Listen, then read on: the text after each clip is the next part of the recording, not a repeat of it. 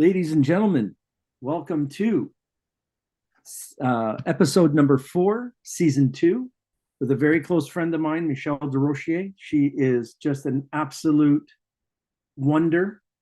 She's been around for a very, very long time in the industry, semi-retired maybe, but always working, always helping people.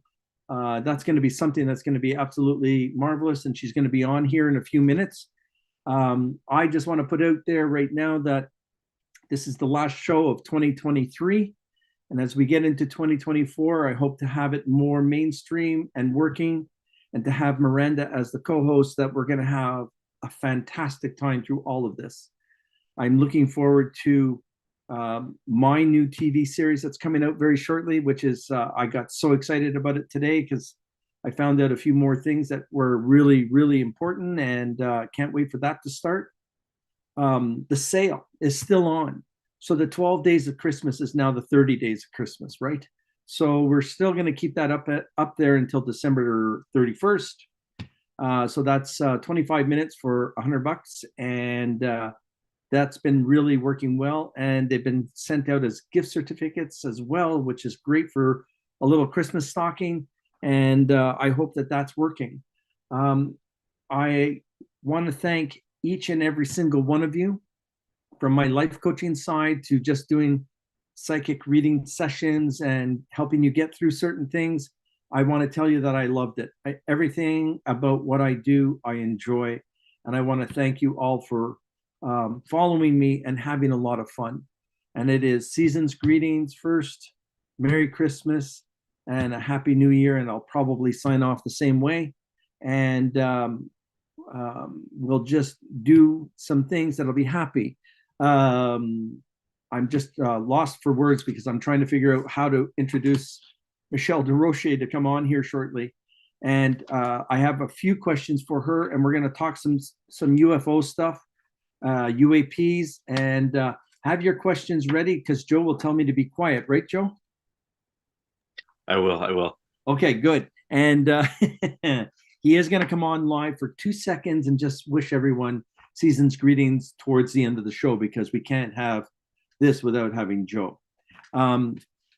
So I want to explain a few things about our friend Michelle and what she's done, and what she's done for the intuitive world, the psychic world, the healings. She's an excellent demonologist, and she's been professionally active, researching the unexplained and successfully working in media for the past 17 years and longer.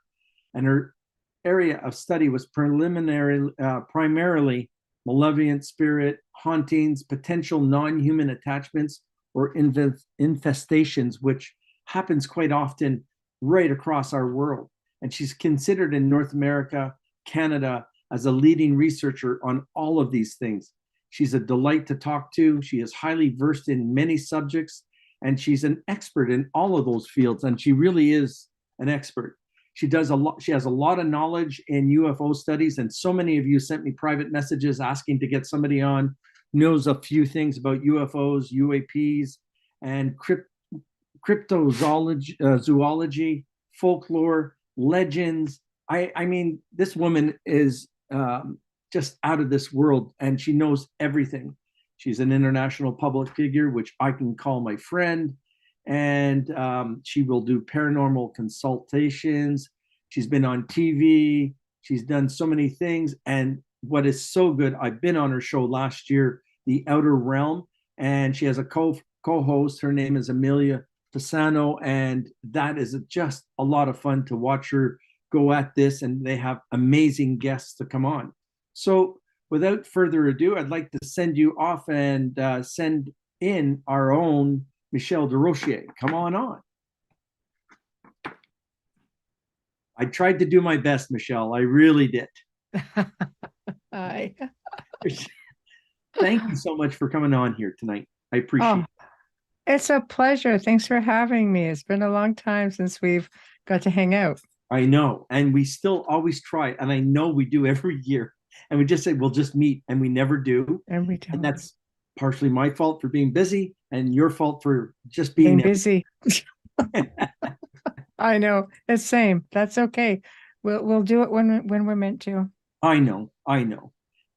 There's a couple of things I wanted to ask you, and to get right into it, Michelle, your lineage from your history, your past history, which was so interesting for me. How far back does this go with you? Your With family? respects to what, like my lineage itself? Yes. I mean, well, I mean, my family has done its genealogy. I think my mom's father did that way back in the 70s, long before all of these DNA groups and so on. And it's been an ongoing journey. We've traced it back on my mother's side of the family, like thousands of years, really. And when we, like, I'll say 3,000 would be safe, Okay. right? But Yeah. just going through regressions, things like that, past life things, it seems that I've ended up in the same sort of lifestyle, the same sort of lives, which has been very much a part of our history. But we have a lot of really key figures in our family history. And then I'm finding out a lot more about my father's side. So it's all pretty substantial, which has paved the way for me being here today. Which is amazing. I'm glad we have you, Yeah, thank you. because you've been able to help so many people. And I've worked with you on a couple of places, and that was interesting by itself. And Right, right. just the amount of we were working, and we had issues with elementals at one point, and some another home that a child was being accosted in a way by spirit. And it's so dynamic how you work with the malevolent, because you use the darker energy to get rid of the dark energy as well, right? I've spent a lot of years doing that. Yes. There's this thing about teaching yourself how to work with your own shadow, work with shadow. And Yeah. there's a lot of it is mindset. Yeah. So I've learned a lot of different techniques throughout the years. Of course, now it's entirely different because Amelia and I work together, and we work with a lot of beings on the other side of the ether as well. So you keep evolving. The idea is you want to keep evolving yourself, your techniques. And the more you evolve, the more your techniques evolve. The way you do things evolves. And the things you can do end up just being mind blowing. So I can't take all that credit. I've got a great team behind me. Absolutely. But you're always in the know. You're like I do, and I've learned from you as well, doing that 360 in a room, not just looking what's in front of you or around you, but in the floors, in the ceilings, in the wall, Everything. Well, everything. it's just because everything is energy. So you just have to tap into the energy. You can tell if it's off balance. I mean, I've spent my whole life doing that. That's energy work is it's really, really interesting. I still learn things. I still have met people on my journey who have taught me how to do incredible things in working with the planet and working with energy that's so far beyond our personal space. It's just incredible. Um, you know the story, you because you and I are always talking, and the one story that you had on your spirit box, that amazing spirit box of yours, where you had people in planes talking to you. Do you remember what was that one all about again? That is the most crazy thing I've ever had the pleasure of sitting in your car listening to you. Oh, well, that was a bit mind blowing. It's when we first bought. I am known for buying, or I was known for buying a lot of equipment. I've Yeah, spent like a lot of money, yeah. Let's not. Yeah, 5 digits, yeah. in equipment through the years. And when I got this specific one, we decided we would test it out, Mm-hmm. and we thought there's no better place to test it out than our home, which was the manor house that you're Yeah, familiar with, that yes. that you guys filmed out. And we thought we'll just talk to the spirits here. We're just going to figure out what's going on. And the spirits are very communicative, as you know, and would Yes. often come out and help us test equipment and tell us things we wanted to know about themselves or the house. But I don't know if the planets were all lined up a different way that night or something, because man, something totally happened that night that I've never personally experienced. And we ended up at some point just catching what sounded like a bad 50s movie. you know, you know how you get the slang and and we're like, what is that? Was that a movie? What is this thing? But then we started realizing that there was some intelligent dialogue going on and that they could see us and hear us. And it sounded like an old propeller plane. And it sounded like, I mean, I'm like, well, it would have been the 40s. It wouldn't have been the 50s. It would have been the 40s. And I asked, I said, well, who are you? I said, what's your rank and position? And the gentleman said, Major something, because it cuts out. And I said, and what are your coordinates? And they gave us 2 out of 3 coordinates, would put them somewhere over the Pacific. Right. And I'm like, what do you see? They're like, nothing. It's all dark. It's darkness. And I was like, I started to realize, like, okay, so my talking, is this residual? Is this, you're trying to figure it out. And they said, well, there were 3 of them, 3 men. And at one point they said, oh my God, it's the queen. And I'm laughing like, oh yeah, dark realm, maybe, whatever. I'm like, no, I'm not the queen, but thank you very much. So they're like, it's a man and a woman. They're sitting at a table. They have electricity. There are lights. And I'm sitting there going, okay. At this point, I look at each other like, oh my gosh, okay. So then one of them says, there's a door. There's a door. And I'm going, do not go through the door. Do not go through the door. Because I'm having visions of a plane coming through the hole, taking off the top of the house. Right. And they're like, and this is where it got sad, because they started pleading. They're like, please, we're lost. Please help us, please. And then the transmission cut at that point. I was mesmerized by that one. That was unbelievable. A lot of people. Jim, I can't tell you how many people have messaged over the course since this has happened a few years ago, to try to help figure this out.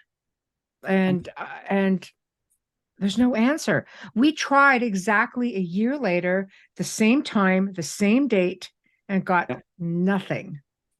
And that's the strange thing about our paranormal world. It's not one thing happens over and over. There are loops, obviously, that people go through. Those are hard to get them to a light, which I know all too well about. But it's as if they've moved into another plane for me. Not a plane, but the plane itself. Right, a plane of existence, a dimension. Yeah, a dimension, a different one altogether. Yes. Because now I'm starting to understand the 5th, 6th, 7th, 8th realm that's out there. It is interesting. It is so interesting. So, it is. And we're trying to make everyone understand things, right? Mm-hmm. The correlation now, as I'm doing a segue with you, is what do we do with the paranormal and the UFO phenomena, UAP phenomena, and how do people not get that those two are really in cahoots with one another? Wow. It's really it's a tough one, but it's not, because I don't think people realize how linked they really are. Realistically speaking, I would say that at least 50% of the people I have helped over the last 2 decades had also had extraterrestrial experiences. Okay. And so we don't know, like, are they using the same portals? Are what they're experiencing, is it really demonic activity, for example? And I'm going to go with demonic because, there's a lot of dimensional and interdimensional beings out there, but people are most familiar with the D word, so I'm going to go with it. Okay. So the characteristics, such as growling, Yep. such as popping and electricity sounds, such as the smells of sulfur, Oh, yes. have also been experienced by abductees who have encountered, I say abductee. I prefer to say experiencer, contactee. I know we're trying to change the words in so many ways so that it's not so frightening at times too, right? But it's not always abductions either. I mean, I've had experiences now, I know, as a child, and I start connecting the dots. I started talking to my mother about it. She started telling me stories about her parents and my father. I mean, they've all seen this. I grew up north. We saw them all the time, long before there were loads of satellites up there. So if you saw something zipping across the sky, chances are you were looking at something out of this world, so to speak. I remember watching when I spent 20 minutes outside on a clear winter night and watched one come down, just come right down and land behind the tree line. I sat there I sat out there thinking whatever goes down is going to come up. That's probably 20 minutes, maybe a little bit more, 30 minutes. And all of a sudden it shot up out of the, right up, stopped, and just took off and disappeared from sight. The next morning, there were military helicopters all over the valley, because I grew up in a valley where where there's a lake. And you had these big helicopters, just like everything just echoed. This thing, which told me after hearing all these echoing of these big machines, this thing was completely silent. Completely silent. So my experiences started really young. Now, those who follow me know that, I had a malevolent attachment of my own, which is pretty much, when I help people, I do it as an experiencer, apparently of a different sort as well. So then I start to question, was everything I experienced really an attachment, or was it a combination of both, or was it strictly extraterrestrial? Interesting. Right. I know. Wow. Yeah. I know. It's making me second guess everything. And I get it. I've only had one experience, and it was with my father, and it was in the 60s. And the only reason why I remember so many details about it is because the Canadian flag was being introduced that year. Ah, So I remember, because I'm an old man here. I would right? say that's a Wayback Machine. That's a way back. Yeah. And my dad worked for this place called Addington Grocery, was working for my grandfather in Montreal, and we had to deliver groceries in an old station wagon. And we were up north in valleys all over the place, a little bit past Saint Eustache for the Quebecers that are out there. And all of a sudden, going down this road, the car stopped dead, nothing. And I was looking up. I'm 5, almost 5. And I'm looking, and all I see are lights doing this. And then the car stops completely. My father's looking, and he is a Navy man. Nothing scared the shit out of this man. Nothing. Right. And I'm looking at him and going, Dad, look at, and he's saying, oh, that's just a helicopter. Don't worry about it. And then the engine died. And my father's trying to stop it and all of that. And all of a sudden, the car continued. This thing hovered in front of us. We're looking, and then it was gone because it went from here up. It didn't take off this way or anyway, just went straight up. Once that was gone, the car started again, and my father started it, looked at me, and for me, the thing that I'll never forget is he held my lips with his finger so hard. He says, "You cannot talk to Grandpa. You cannot talk to any about this."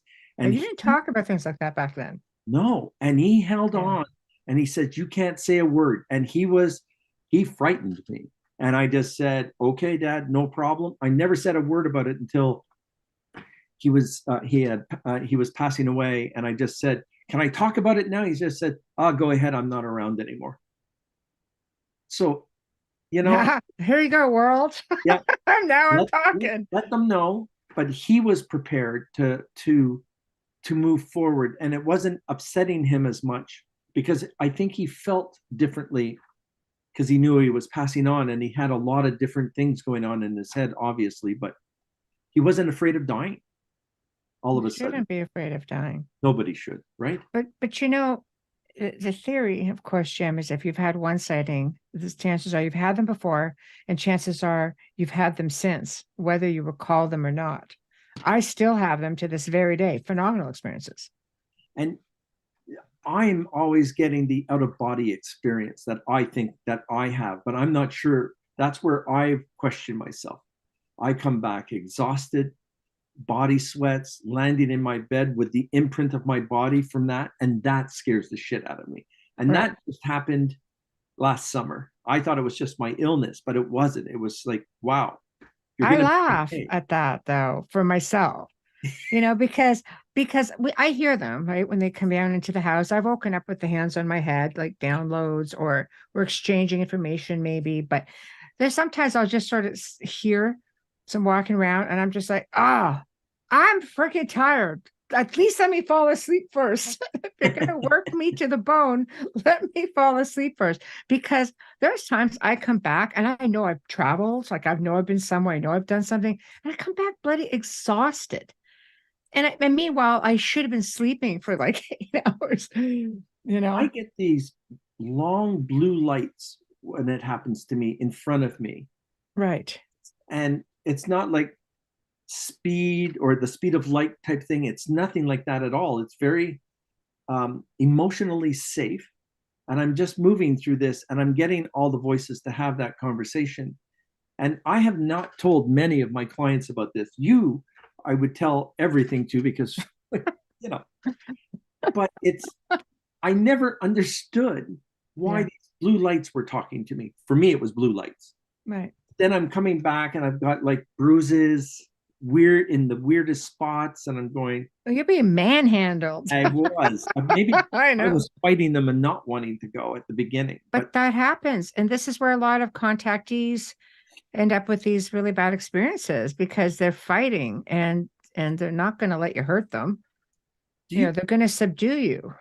Do you think that that they want to, like, we've had more sightings? We're getting a sighting a week now, right? On average. Are they ours though, or are they extraterrestrial? We could go down a real good rabbit hole at this, Jim, but it would take you more than an hour. So. But part of the problem here is every plane, every satellite has a communication device attached to it, right? So we know that that's a plane, or we see the little lights flashing or whatever. You're not going to see military ones. No, agreed. Sorry, agreed. Right. Yes, I know that. But how many military things are out there, and how many do want to spend the time in Rawdon, Quebec, or Sudbury, Ontario? Like, maybe they do, but maybe they don't. No, Sudbury, one year, I remember a friend of mine at the time, he was a researcher up there. And 1 year alone, Sudbury got 110 sightings. And this is going back about like 8 years ago. So, if they were pretty active back then, are they still active now? And let's dig a bit deeper. Why do we always assume that they're coming from the sky in crafts? We know that some of them have already been here and predate us. We're not the first kick at the can as a species on this planet. There's out of place artifacts out there. There's a lot of ancient civilizations starting to surface around the world. So much of it is underwater. We have found 2 continents that went underwater. We've found things that were pre-ice age. That we know civilizations are everywhere. We know that they can be dimensional, that they could be using portals to come through. We know that they're in the water. We know that they go into the volcanoes or in the mountains. So where are they coming from? Why are we assuming that it has to be a craft from the sky? Well, then we have how much water is on Earth, and they come from the sea. Mostly water. I know. Right? So then what was that cave that they found long before they found skeletal remains? They had the brain capacity just under a chimpanzee in caves in the Philippines. And now they're trying to figure all the stuff out of there, and they can't pull a DNA strain off of anything. Oh boy, I've done so many shows just on this sort of things in ancient civilizations. You had the Dogon tribes, you had Yeah. who are like fascinating just on their own, Yeah. being in contact with people from the Sirius star system who had given them so much information. We can go back to the Gnostics, who had a great understanding of the star systems, and they'll talk to you about archons, really malevolent beings. This predated. This is where Christianity stemmed from. You had the Gnostics, you had the Essenes, you had the Cathars, you had the Christians. Like goes way back, but they were already talking about all of this stuff long before us. It's in the Bible long before us. They had a belief system. They had something that we thought we only created after Christ. And then all of this shit happens, and then we're just going, we're not the smartest people in the world here. Come on, like, Yeah, can we I fix know. this somehow? You know? No, man, we don't get it because we've been conditioned, I think, for especially since the Roswell days, I think is when things really, really changed, Mhm. and they clamped down on what we should know or what we need to know, and apparently we don't really need to know a lot. But Either swamp with that, gas or weather balloons. exactly, and Yeah. that's as good as it gets for us. But the problem is nowadays everybody's got one of these. Yes. Okay. And cameras, recorders, you can't hide it anymore because people are capturing it. There are countries throughout the world. The United States was one of the last to disclose, and they're still fighting disclosure, apparently, from what I've Yeah. recently read. Russia was one of the first to disclose. France has a completely different program. They're very open with their citizens. Yes. Well, they're Oh. more open with their citizens than everybody else. Let's Yeah. put it that way. And if there are sightings, they tell you. Peru, the same. Like the South American countries, the same. So why is the US holding on to its secrets? Why do they not want us to know? We can My go on lab? that one too. That's like, now we can have a 3-hour show. I can't even I know. talk I about know. that one. Take me there, Jim. I warned you. But we know that a lot of this is greed and a lot of this is fear. And our technology, since 98, to me, since 1998, we have grown exponentially here. 95, the computer system, but we had it long before that were the size of apartment buildings. But now, we have the microchip, we have everything. We're microchipped in some form or another. I don't know. I'm still. That's a whole other show. See, there we go. I There's know. so many things that you and I can just I know. shit on and just go, okay, we can go here, we can go there. But see, people, this is what Jim and I talk about all the time. So only this time we're doing it on air. We are, and we're educating everybody too, or Right. making people ask other questions. Right. Joe, I want some audience participation, and I was just wondering, Joe, do you have anybody out there that has a question for Michelle? Not for me today. There was one question that came through. Okay. So it says, during your shared KKG episode, you both helped a mother and young daughter crossed over. The theory was that the mother was murdered. Did you ever get a feeling of what happened to the daughter?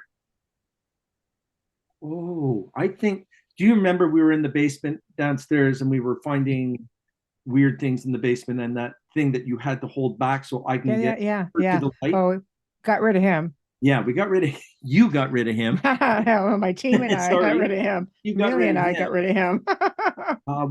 I brought the girl to the light. The mother called out. They first went to the light. She saw her own mother.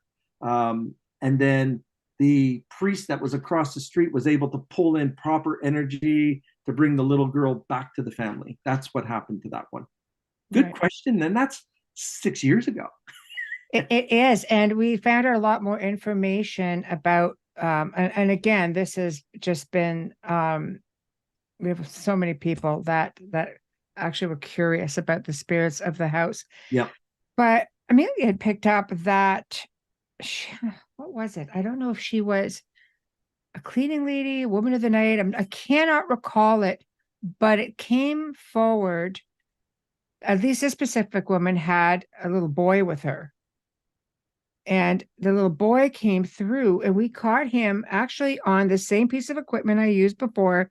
Yep. And he little boy came through and he goes, "Mommy, who's that?" And she explained who she was. She was held hostage by that man in the basement. So Yeah. everybody else that was left in the house got moved over. I was just like, "Bubbles, get in there." This is like, yeah. So now, anybody who comes through is either a drive-by, as I call them, or Yeah. they are essentially here in visitation. Yeah.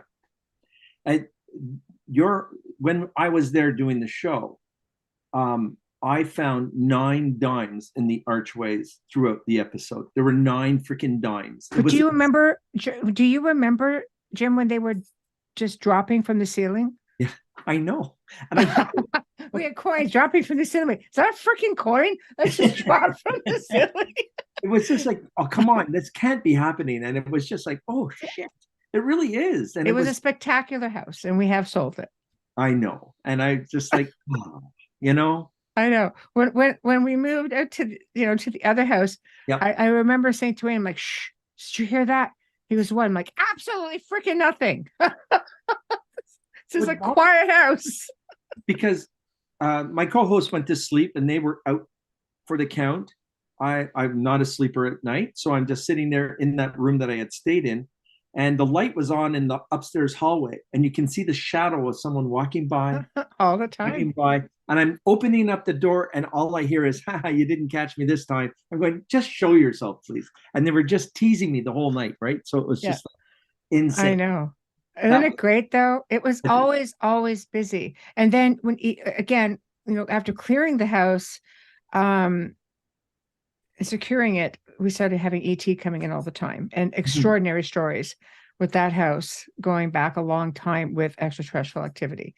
And again, you're so close to water that I have to tell you this bloody story. So Amelia and I were working one night, and she says, okay, she said that we had activity with ET here in the house, the other house. And at one point she made comment to, okay, there's an ET that was just here, blah, blah, blah, blah, blah. I don't remember how it goes. Wayne texts me and goes, "You wouldn't believe what I just saw. A craft shot out of the gorge." No. It's the only place in the entire river. Yep. It's deep enough to have, like, let's say, a 2-man craft. Yep. It shot out of the river, took off, and he watched it just go take off. And then within about, I don't know, 5 minutes, something from across the border, because the naval or the military bases there came flying, shooting up from the airport. I'm like, oh, I miss everything. But there's a lot of portals in the area as well, because there are times where we see them, and I would drive by and I'd say, "Where are you?"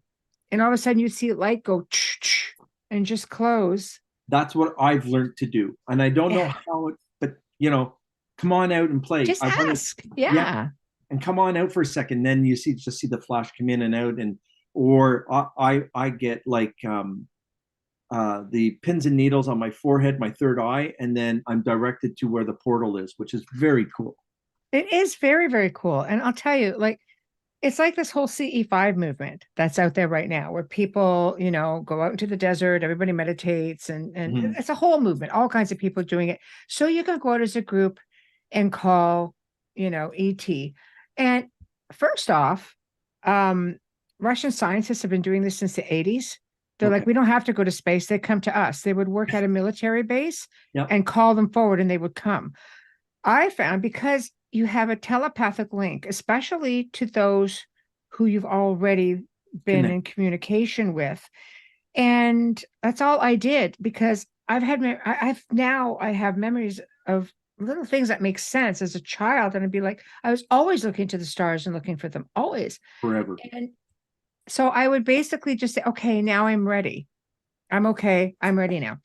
So anyway, one night I'm sitting there and this huge flash of light, like, the layout of the house upstairs. 100%. It's high up. You're Yep. not getting traffic lights, nothing, because I've experimented with that so many times because it's the research in me. I want to know. Yeah.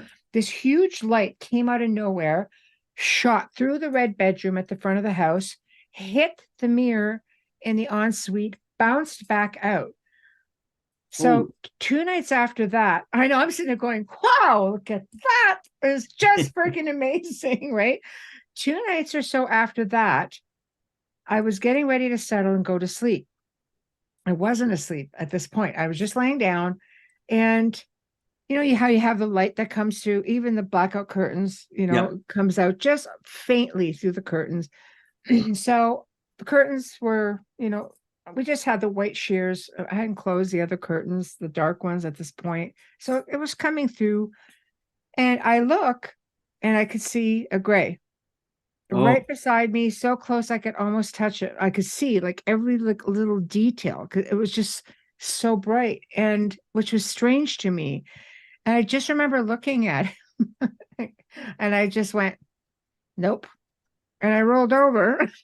I was like, I'm just going to bed. I'm just not doing this. And you second guess yourself. Was I really ready? I don't know. I got to ask you this question, and maybe you can help this psychic, okay? I see extraterrestrials in spirit. I see them. They'll look at me. I will every once in a while get that acknowledgement, that little head tilt, and then the arms come in. But 99.9% of them ignore the shit out of me. They won't even give me the right time of day. In spirit. In spirit. In general, they won't.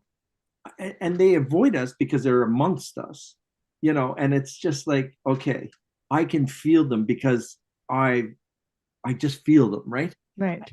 I scare the shit out of Jill, and I scare, there's something right here. And she's going, you just have an old bag lady there. What are you talking about? I'm going, maybe it's her. I don't know, but you can feel that energy because it's comforting in a way, but it's also saying you're going too far, move away. Depends on the race.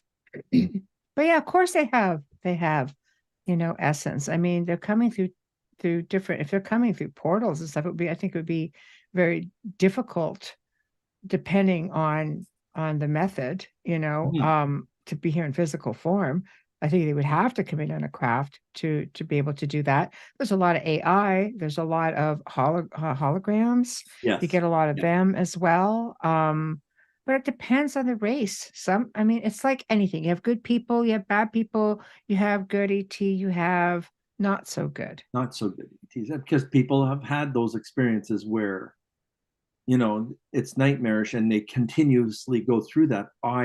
So the empathy for them is unbelievable because they're test cases, right? And it's not fun to hear them or meet them. It's even sad when you meet them. You're panicked.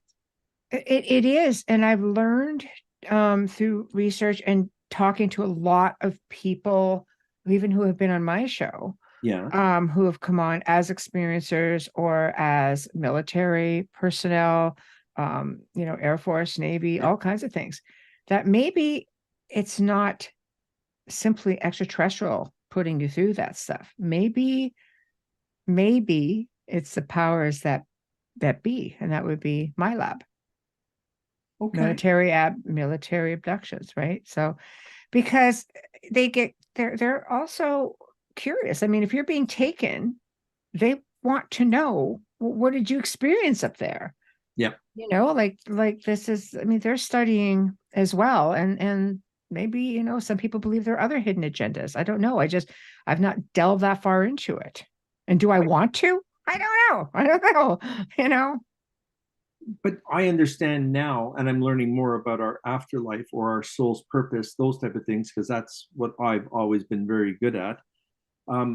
That we no longer have to look at the light that's directly in front of us. We can turn away from the light and look beyond to the other galaxy forms, which I love. But it's very hard to explain that to somebody. It's dimensional. Say, when you're ready to pass on, try not go through in the light because you're going to do this all over again and over again. It's great to hear your mom on the other side, but she didn't make a change either. So she's going to go through it again. And I'm my time is I'm turning around and moving towards the galaxies, because they are actually trying to call us home, but we're not going home. We always tend to go back to man's words, or it's instilled in our heads. But you notice that is a really big theory, because you notice how they make a really big thing about reincarnation, past lives, your loved ones go down, go through the Tunnel. light. Yeah. And there is a theory that, we keep recycling if we come through the light. So if you go towards the darkness, into, like you say, towards the galaxy, then you see the stars, this and that. But I think it's conditioning. Isn't it dimensional? Because I know you can just go and be gone. Yes. I remember speaking to my uncle through the box, because I Yep. was doing this for family members. And I asked him, I said, did you make it? Was this the kind of a Yeah. joke? Because I'll let you know if I make it. I said, did you make it? He goes, I did. And I said, what did you see? And he goes, so many lights, so many lights. And I said, what is it? And he goes, it's everything. And, Wow. and that's all he needed to say. I understood completely. I go, is it essence? And he goes, it's life.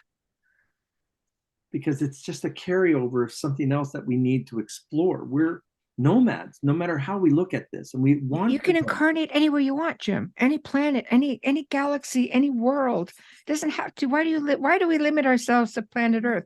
Why do all the reincarnations that you hear about when you're reading someone, for example, because you read, I don't read. Yes, I know. And things that you're encountering. Why is it always about what's happened here? Yes. What about what's happened anywhere else? It's we can call so many things home, but I am not calling Earth home anymore. I have not been doing that since I was a kid. And where's home? I don't know. But Earth is not home, because I feel very different as I get older and wiser and more because calm. you're evolving. Yes, I know. Right. Because people will look at me or you or anyone that we're insane. No. Because when I was a kid and I said I saw people, oh, put him in the hospital right away. There's something wrong with that boy. That's true. Yeah, that's true. And so they instilled that fear, except I was an ass and I didn't listen to authoritarian figures. And I was going to be Jim Hunt. And that's what's happened throughout my whole life. And as you know, we watch Amelia grow, and she freaks us out in so many different ways. She sees things that, Yeah, I know, but that's the thing, is you don't extinguish her light. You don't take that from her. It's something that I think parents need to be aware of, is that we all come with these different abilities and these different senses, but we live in a physical place. We lean on our physical senses. We tend to forget. We're like the species with amnesia, and we tend to forget what we were meant to do, the being telepathic, being psychic, being ETs trying to show us a lot of that, because why they communicate with you telepathically. It's so parents sometimes, is it because it freaks them out, or they're embarrassed, or they're just like, don't be silly. There's nothing here. You don't have a friend. You didn't see anything. That's stupid. Now, some parents are now, they're open to it. yes. Back in the day, that was not even a thing. You didn't talk about things like that, but you can't discourage them, because you're the only one they have to go to. I've seen children get in a real big trouble because they didn't have a support system in the house with the things they were seeing. I was blessed because of the native heritage that we have. Aboriginal, a shaman would always talk to me, oh, you're the seer, aren't you? And you're going to be seeing a lot more. And he huddled me in with these other healers and hugged me greatly. And I felt like I was at peace. Yeah. And then you turn around and there was 5 men, the other 4, once I got the hug, they weren't there anymore when I opened my eyes. They certainly didn't leave the community center. No. Who the hell were those 4 guys? Right. And it's hard to talk about things like that. And people look at you and you go, you are a little bit strange, Mr. And I'm going, I'm so sorry. But it's the only way to be strange. I It try. sets you apart. It does, but it also creates conflict for my family, right? I've lost family because of me being strange, ridiculed and abused. But what is strange? Being awakened isn't strange. I mean, But this is you and I because we're in it, and we're a little bit higher in our vibration to accept things. But a lot of people are still not. No, but some of those same people are those who come to you for readings and say, I want to learn more. I commend people who want to have an open mind, who want to learn more. I've had people of faith just go, I cannot believe in an extraterrestrial. I'm like, but you can believe in a demonic entity that's going to come through your wall, growling and snarling at you. They're all different races. They're just a different dimensional being. I've had people say to me who are very gifted, oh, I saw a dragon flying over the Appalachians. I'm like, come on, I want to see a freaking dragon. I love dragons. Yes, I have learned in this field, I learn something all the time. I never stop. I'm always versing myself in something. And I have learned that things are not what we see. You have to get rid of the tunnel vision. It's not just what is right here. We are like a radio station, with dimensions. You can only be in one at a time, but they're all simultaneously going. And ghosts, how do you know ghosts just aren't a dimensional bleed through? I hear my producer going, dimensional bleed through. But I've come to learn that I think a lot of it is a dimensional bleed through. And I'm sort of understanding that a little bit more because the intelligence that are coming from these are a lot different than what we've seen or understood in years gone by. I can sit and listen to a great intuitive, and she'll sit there and she will give me information like I've never heard someone give me before. And she won't remember any of it because she says, someone beside you told me all of that. This is you, and this is why you're you, but I'll never see them again. And I'm going, okay, how come you can't see them again? So I get frustrated because I want more information from that spirit guide. You're only allowed to have little bits at a time. Yeah, because we'll abuse it. It's true. I know. You're correct on that. What is in all of your years and experience, what is your favorite? What is the thing that really makes you feel like there is a purpose why you're doing what you do? Do you have an idea, or is it just so broad that it's just, I don't know, pick a subject, right? And it's bigger than all of us. It's bigger than me. I say I have learned so much. I have had an elderly man who I was asked to assist, and our team did, who has taught me how to do incredible earthly things that are just mind-blowing. And energy work goes so far beyond just helping people. This planet is a life force of its own, and I really think people need to realize that it is an energy force. It is aware. There is awareness, and in assisting in different ways, it has been extremely rewarding, and it has answered that question of why I've always been able to walk both sides so easily. Yes, and we just need the rest of the billions of people to understand that at the same time. I think so. It's a wondrous thing. It is. And I think we're going to grow out of this one. Is there any chance that you can come back next year? Yes. Of course. Maybe we'll decide on one subject, but I really wanted everyone to get to know you, to go to your podcast, to listen to your guests, because that's what I listen to at night. You've been on our show. The Outer Realm is up to like millions of live listeners a night now, and it's catching on. It's a wealth of knowledge. It's people who come on, as you know, like yourself. You come on and you share what your studies are. You share what your area of work is. Yeah, the world is listening. There's other people like us out there, but they're so damaged by society in a way because I always insist that I love meeting better psychics, better mediums, better clairvoyants, clairaudio. I love who are people in this field that are so much better than me because I learn from them, which allows me to grow, Right. which But you teaches know, people. some of the best ones, you never hear about them. I know. They keep real quiet. A very low profile because they know that they made a mistake in coming here. Maybe. Maybe. And Don't they go to know the they're light. not going through that light tunnel. I'm going to turn around. Their galaxy's mine. Right. Absolutely. Joe, is there anybody else who's got some questions? I know we're going to be running a little bit late here, but do we have any others? No more questions. Lots of praise. Okay. Lots of asks to have Michelle back in the new year. Yes. So, Well, Happy. it will be good. And I think, like, you made my day today, and I was so excited as I was texting you going, Oh, "Can't thank wait." you. You know, Thank you. It's always nice hanging out. So it it's is. always It nice is. hanging out.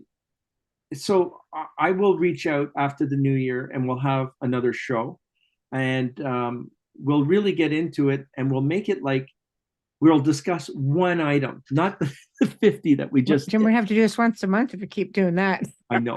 There's so much to talk about. There is. Um, um, there's a couple of things that people don't know, that I really want to praise you for. You've removed dark energy from me when it needed to, when I was being an asshole and thinking that I was courageous and I can get through anything, and I had attachments that you removed. So I love you for that because I was. Oh, I get, yeah, Amelia and Remember I, those. our team. Yes. And the last thing was how you helped Jilly after 18 months of not working.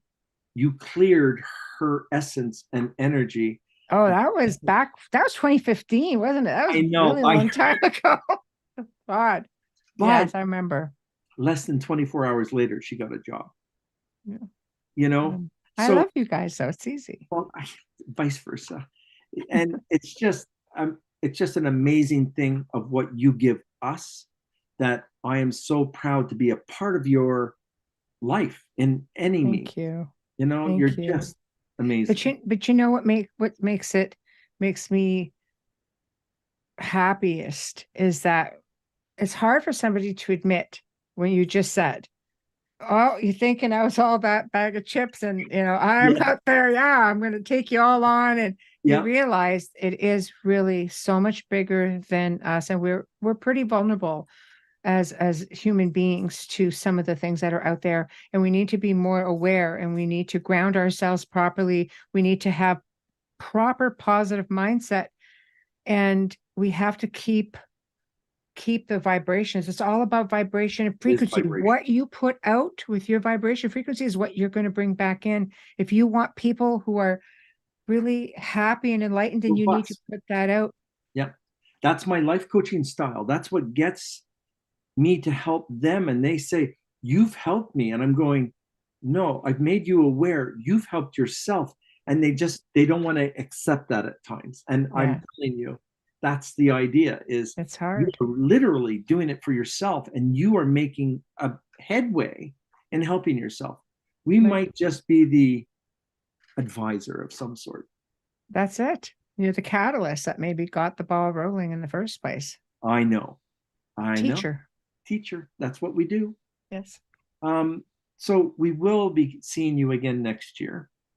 Thank you. I want to thank you for just coming on, because I know how, I'm going to swear here, I know how fucking busy you are. I know. That's okay. But you made your time for me, which is something that I'll always be loving you for. And thank you for taking care of my family as well. You know, it's an honor. Thank you. Thank you. Thank you for entrusting your family to me and yourself. That's a big part of it. People don't realize it's not, like, oh, gang bang, ghost busting coming in and you're lucky I'm here to save the day. It's nothing like that. For me, it's always been about taking the weight off of people I've helped. It's been like that for 20 years. It's about me being thankful for you for trusting me to do it.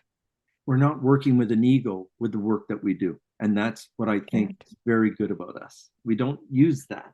No, you You might can't. have to need it in business, in the real world of whatever, but this Mhm. world, you have an ego, you're done.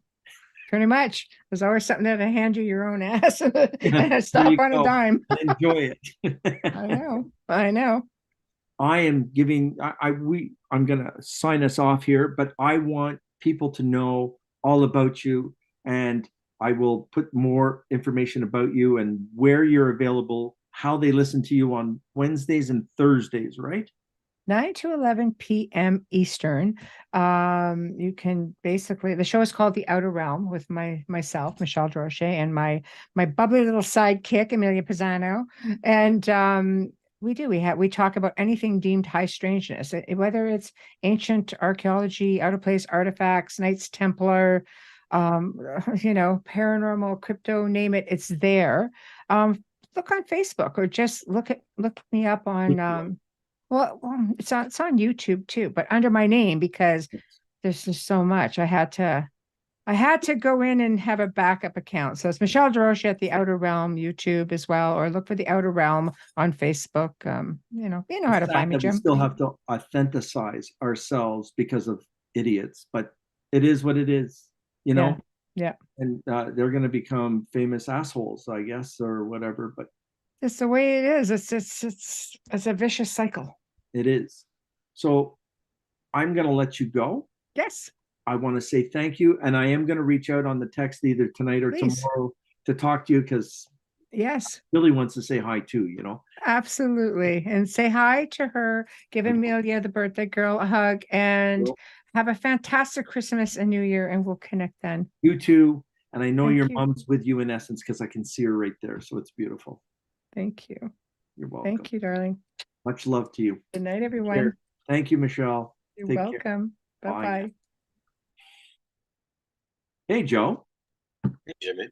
What do you think? I think you need more of her.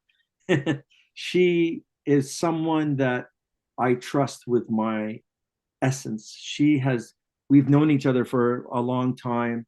We've helped each other on certain investigations that we've done.